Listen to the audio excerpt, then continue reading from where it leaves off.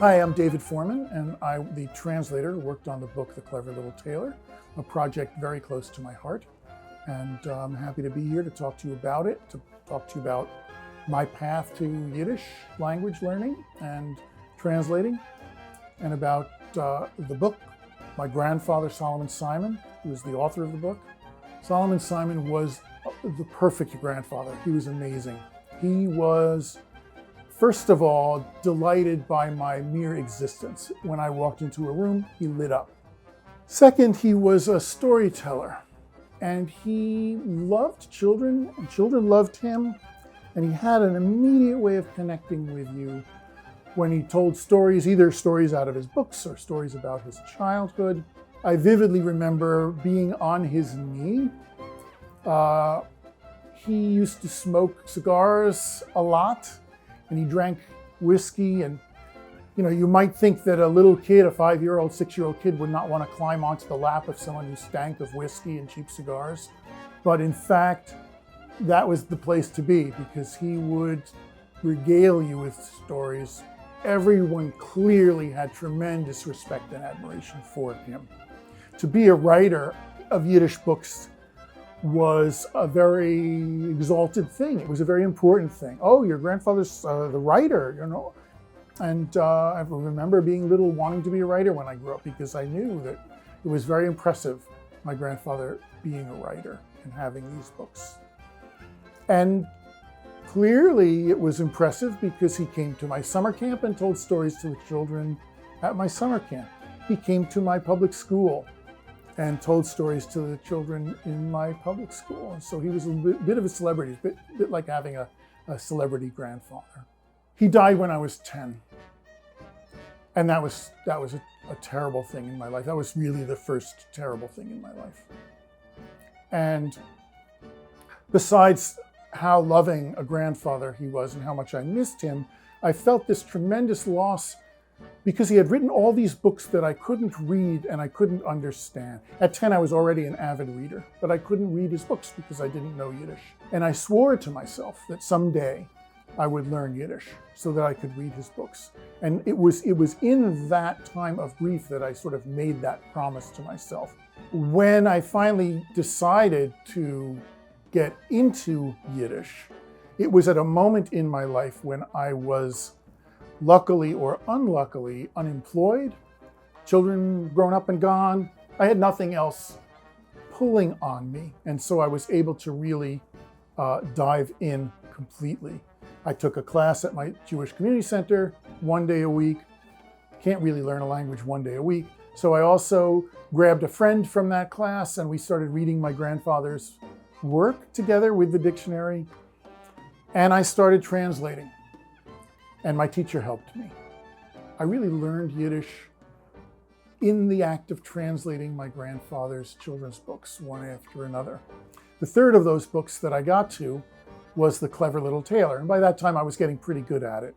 I loved it. I worked hard on it. I had almost a complete draft of the translation. Of course, the question what I would do with it was always there. I dreamed someday I would have an English and Yiddish side-by-side book so that other people could do exactly what I was doing, which was to learn Yiddish from my grandfather's children's books. And out of the blue, that was when I got an email from Jordan Kutzig saying, I'm a publisher, I'm interested in publishing Yiddish children's books with English and Yiddish side by side, and we're really interested in your grandfather's work. Astonishing piece of timing. The process of translating itself, of course, is fascinating, challenging, mind-bending, delightful work. And particularly for a poet. A poet is used to davening over every word. A poet is used to turning the word over, turning it upside down. Is it really this word? Is it that word? Not just what the word means, but how it sounds, how it fits with the word next to it. What are the implications behind it?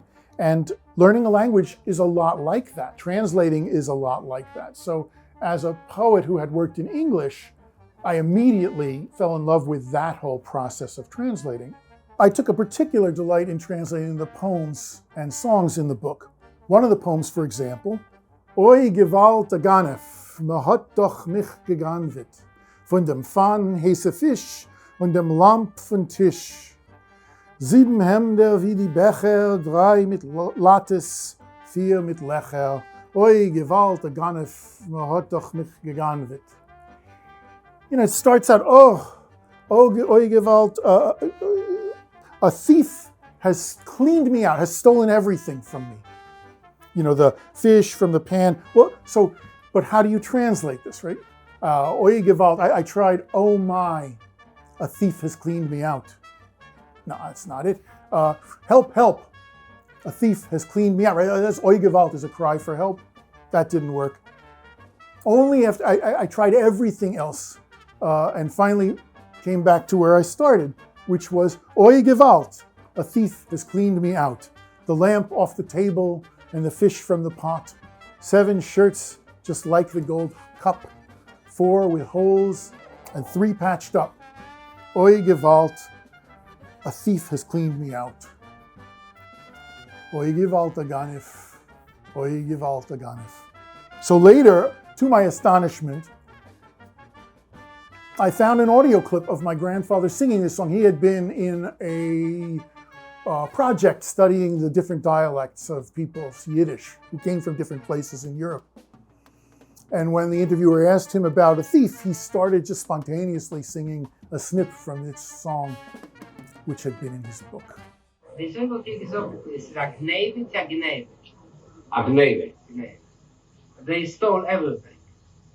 Wacht, I bought another one. 7 Hemder wie die Becher, 3 mit Lattes, 4 mit Lecher. Und dieser a Ganef. Und dieser a Ganef. Und heute kam es auch.